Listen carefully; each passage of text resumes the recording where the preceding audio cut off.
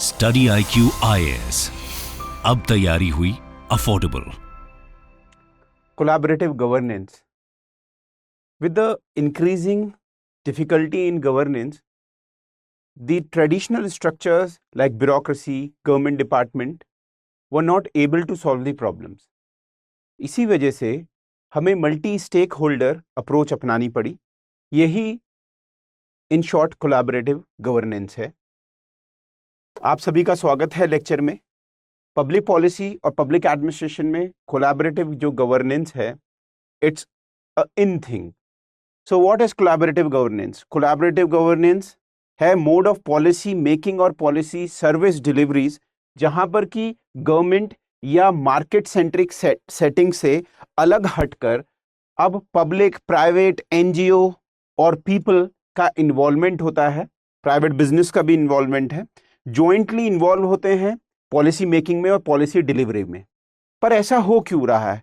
ऐसा इसलिए हो रहा है कि the policy making and delivery have become increasingly wicked. It means problem area इतने ज्यादा हैं कि जो ट्रेडिशनल फोरम्स हैं वो डिलीवर नहीं कर पा रहे हैं। तो इसी वजह से जैसे कि समस्या है, आपकी रिफ्यूजीज की समस्या है या क्लाइमेट चेंज की समस्या है या फिर इंटरनेशनल टेररिज्म और रेडिकलाइजेशन की समस्या है या फिर आपकी वॉर है। यहां से होने वाली दिक्कतें अकेले गवर्नमेंट्स नहीं संभाल पा रही हैं। इसी वजह से कोलैबोरेटिव अप्रोच जरूरी एक मुद्दा बनता है। अब किसी भी प्लेस बेस्ड इनिशिएटिव पे, किसी भी जगह पर collaborative governance can be seen formal, informal. जो भी पार्टनर हैं एक जगह आ रहे हैं, एक साथ डिसीजन मेकिंग कर रहे हैं, शेयर कर रहे हैं। रिसोर्सेज भी जरूरी है। गवर्नमेंट के पास सारे रिसोर्सेज भी नहीं है। बहुत सारा रिसोर्स जो है प्राइवेट सेक्टर में है, जैसे टैलेंट पूल ही समझ लीजिए, या फिर आपका जो बजटरी एस्पेक्ट है। जैसे हमारे यहाँ भी बहुत सारी जगह पर हमारे देश में एनजीओज, प्राइवेट, पब्लिक मिलके काम कर रहे हैं।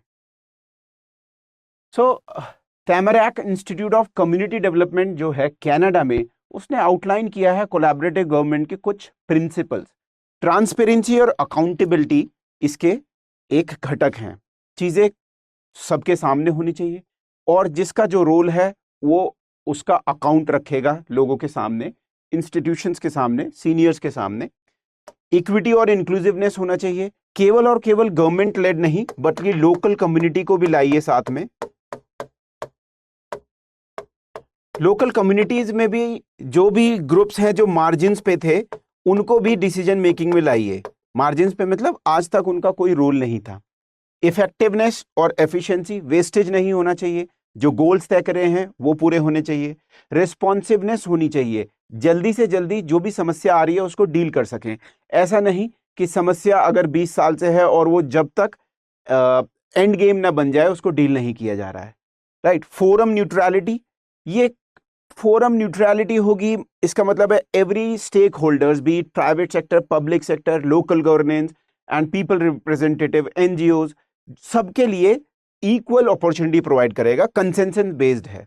सो केवल और केवल ये नहीं कि आपका मेजॉरिटी डिसीजन ले ली जाए।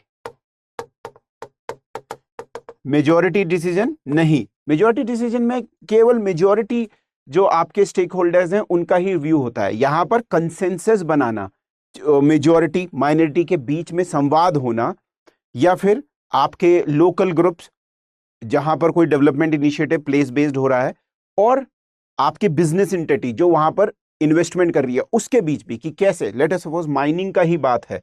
राइट। भारत में माइनिंग को लेके बड़ी समस्या रहती है, एनवायरमेंटल डिग्रेडेशन और भी समस्याएं हैं।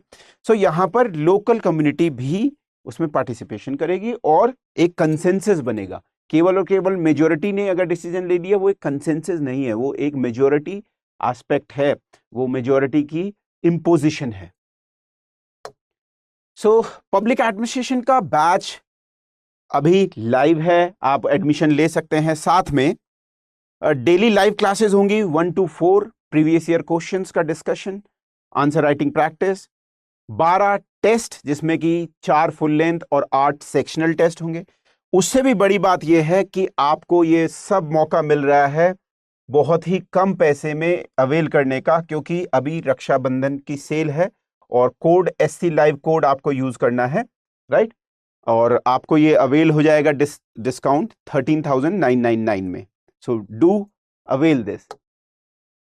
How it works, choosing a governance structure. तो गवर्नेंस स्ट्रक्चर डिफरेंट हो सकते हैं, लोकली अडॉप्टेड हो सकते हैं। यूनिक स्ट्रैटेजीज और गोल्स आपके किसी भी क्षेत्र को लेके उन पे बात हो। कोई भी स्ट्रक्चर उस कितना बड़ा होगा, उसका स्केल कितना होगा एरिया वाइज, या कितने लोगों को सम्मिलित करेगा। और जहां पर हम स्ट्रक्चर्स की बात करते हैं पब्लिक एडमिनिस्ट्रेशन में, वहां पर हायरार्की, अपने आप कम्युनिकेशन जो पैटर्न्स हैं या लेवल्स हैं उनका जिक्र आता ही है। तो ऑर्गेनाइजेशन और कम्युनिकेशन इन्वॉल्व, लोकल कंटेक्स्ट में इसको कंटेक्चुअलाइजेशन करना पड़ेगा। यदि भारत के नॉर्थ ईस्ट में है तो नॉर्थ ईस्ट के जैसे भी रीति रिवाज हैं एक कल्चरली, या वहाँ की ज्योग्राफी है, या वहाँ के जो भी कम्युनिकेशन और ट्रांसपोर्टेशन का साधन है, जैसे वहाँ पर बहुत ज़्यादा रेलवेज नहीं है। सो जो भी गवर्नमेंट स्ट्रक्चर होगा, गवर्नेंस स्ट्रक्चर होगा, उसमें ये सुनिश्चित करना पड़ेगा। सो की एलिमेंट्स ऑफ गवर्नमेंट स्ट्रक्चर, एक तो बैकबोन ऑर्गेनाइजेशन। अब ये बैकबोन ऑर्गेनाइजेशन क्या है? स्टैंड अलोन ऑर्गेनाइजेशन, जो भी पार्टनर्स जैसे NGO हो गए, या फिर आपके प्राइवेट एंटिटीज हो गई, राइट, बिजनेसेस हो गए, ये जितने भी पार्टनर्स हैं उनको एक कलेक्टिव एफर्ट देगा। बैकबोन ऑर्गेनाइजेशन की है एक governance mechanism place based initiative में, मतलब किसी भी जगह पर एक महत्वपूर्ण ऑर्गेनाइजेशन होनी चाहिए। स्ट्रैटेजिक गवर्नेंस ग्रुप होना चाहिए जो डिसीजन मेकिंग में हेल्प करेगा। उसमें बोर्ड, काउंसिल, कमिटी ये बनाई जा सकती है, और सारे स्टेक होल्डर्स इसमें होने चाहिए। प्राइवेट जो प्लेयर है वो भी, गवर्नमेंट के रिप्रेजेंटेटिव भी, और साथ में लोकल कम्युनिटीज भी। और प्लेस बेस्ड इनिशिएटिव में also create a advisory group भी बना सकते हैं, और छोटे छोटे ग्रुप्स को मिला के। ऑपरेशनल ऑपरेशनल गवर्नेंस ग्रुप होना चाहिए यहां पर प्रैक्टिकल एप्लीकेशन का, क्योंकि गवर्नमेंट है और आपके प्राइवेट बिजनेस है, वो एक मेटा पॉलिसी बना रहे हैं, पर उसको ग्राउंड पे कैसे लगाया जाए, इसको लेके इट कुड इंक्लूड सब ग्रुप्स, सब committee, action groups, reference group, working group. अब इनका क्या मतलब है? मतलब वर्किंग ग्रुप है किसी भी, अगर लेट अस सपोज एक नया प्रोजेक्ट कहीं पर बन रहा है, फॉर एन एग्जाम्पल अगर हिमालयन राज्य में बन रहा है, तो वहां पर गांव के आसपास के लोग किसी भी क्षेत्र में एक पर्टिकुलर क्षेत्र के लिए वर्किंग ग्रुप बना सकते हैं। जैसे कि हम अपनी ट्रेडिशनल जो गांव की ग्राम पंचायतों के फंक्शंस हैं उनको कैसे अलाइन करें जो प्रोजेक्ट आ रहा है उससे, एक वर्किंग ग्रुप ये हो सकता है। या फिर लोकल यूथ को कैसे एम्प्लॉयबल अपॉर्चुनिटी दे, इसके लिए भी हो सकता है। और की कंसिडरेशन ये देखना है कि कोलैबोरेटिव गवर्नेंस टाइम और रिसोर्स लेती है, और सारे स्टेक होल्डर्स का एक साथ कोहेरेंस में काम करना, एक साथ आना, शेयर्ड अंडरस्टैंडिंग, शेयर्ड वैल्यूज और कॉमन गोल्स पे काम करना बहुत जरूरी है। और the governance structure should reflect this approach. जो भी आपने कमिटी, सब ग्रुप, वर्किंग ग्रुप बनाए हैं, कम्युनिकेशन के पैटर्न्स हैं, वो ये रिफ्लेक्ट करना चाहिए। केवल ट्रेडिशनल टॉप डाउन अगर कम्युनिकेशन के पैटर्न होंगे तो उससे कोई भी लाभ होने वाला नहीं है, उससे कोई भी लाभ नहीं होने वाला है अगर टॉप डाउन अप्रोच होगी। सो आपको कम्युनिकेशन या मीटिंग्स हैं, मीटिंग्स, कम्युनिकेशंस, इन सब में आपका क्या रिफ्लेक्ट होना चाहिए? वर्किंग, एक ओपन वर्किंग, रिस्पॉन्सिवनेस और ट्रांसपेरेंट वर्किंग होनी चाहिए। इम्पोज्ड रूल्स नहीं होने चाहिए। So governance should balance flexibility with set processes. अब यहां पर यह भी जरूरी है कि ये देखा जाए कि फ्लेक्सिबिलिटी में ऐसा ना हो जाए कि आपका जो कोर फंक्शंस हैं आप वो ही भूल जाएं, और वहां पर जो स्ट्रक्चरल आप बैकबोन प्रोवाइड कर रहे हैं किसी भी प्रोजेक्ट को, किसी भी इनिशिएटिव को, उसमें कोई ना कोई एक क्या रहना चाहिए? स्ट्रक्चर्स रहने चाहिए। So governance arrangement needs to provide structure and stability, flexibility, responsiveness, reliable source of guidance. अगर कुछ मिसगाइड होने लगे, सो डिसीजन मेकिंग में बहुत सारे स्टेक होल्डर्स हैं, तो अपने अपने पुश और पुल फैक्टर्स वर्क करेंगे, but somebody one structure need to guide them. Clear और थॉरो प्रोसेसेस होने चाहिए, well organise system, good communication channels होने चाहिए, ओपन होने चाहिए, तभी ये संभव हो पाएगा। So it can helpful to map stakeholders to ensure delivery diverse representatives. और यहाँ पर जो भी स्ट्रक्चर है उसमें डाइवर्स रिप्रेजेंटेटिवनेस होनी चाहिए। स्टेक होल्डर्स का मैपिंग, कौन लोग हैं, किन को लिया जाए, किस उम्र के लोग लिया जाए, कितने पढ़े लिखे, जाति, संप्रदाय, कम्युनिटी, मेन वीमेन रेशियो, ये सब की हम मैपिंग कर सकते हैं।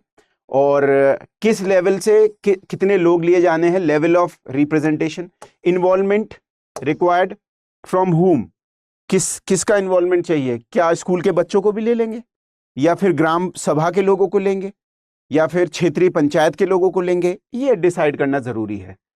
और किस पोजीशन पे कौन लोग रहेंगे, और रिसोर्सेज के टर्म में ग्राम सभा प्राइवेट ऑर्गेनाइजेशन क्या दे सकती है, या फिर नॉलेज के टर्म में प्राइवेट सेक्टर एनजीओ क्या दे सकता है, ऑथोरिटी क्या गवर्नमेंट ब्यूरोक्रेसी प्रोवाइड करेगी। इन सब चीजों पे एक अप्रोच डेवलप करनी आवश्यक है।